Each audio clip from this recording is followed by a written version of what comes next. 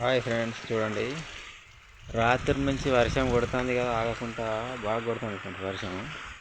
చూడండి మా ప్రాంతంలో ఎట్లా కొడుతుంది వర్షం. ఇక ఇంటి ముందరనే ఇక గిన్ని నీళ్ళు ఉన్నాయి చూడండి. ఇక ఇంటి ముందర నుంచే ఇక గిన్ని నీళ్ళు పోతున్నాయి. ఇక చిన్న కాలువ లెక్క పోతాను నీళ్ళు.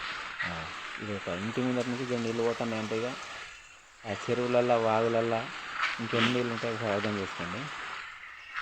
ఇది చూడండి, ఇక నీళ్ళు ఉన్నాయి. ఇక ఇళ్ళల్లో పడ్డ నీళ్ళే, ఇంట్ల మీద పడ్డ నీళ్ళే గిన్నెలకి ఇట్లా పోతున్నాయి కాలువలు. భారీ వర్షం పడుతుంది రాత్రి నుంచి. ఒక్క సెకండ్ కూడా ఆగుతలేదు, ఒక్క నిమిషం కూడా ఆగుతలేదు. ఇదిగోండి వర్షం ఎట్లా పడుతుంది, బాగా పడుతుంది వర్షం. ఇంకా మబ్బు ఉన్నది, విపరీతంగా మబ్బు ఉన్నది. ఇదిగోండి, ఇక వర్షానికి కుక్కలు కూడా వీటికి జాగలేక పాపం ఎటు పడితే అటు తిరుగుతున్నాయి చూడండి కుక్కలు. పాపం కుక్కలకు, మూగజీవాలకు ఇట్లా వర్షం కొడితే వాటికి ఉండడానికి జాగా ఉండదు ఫ్రెండ్స్.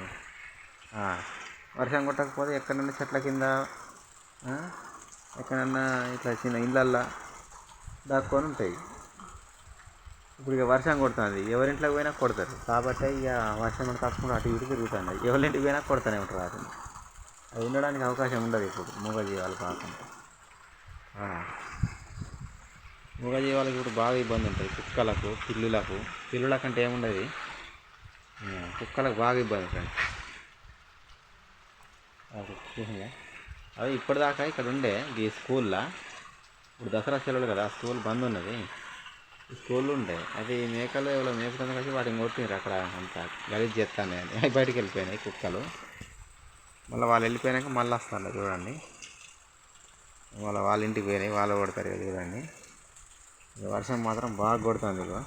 ఇదిగోండి, ఇంటి ముందర నుంచి ఇంత పెద్ద కాలువ అయిపోతున్నాయి నీళ్ళు.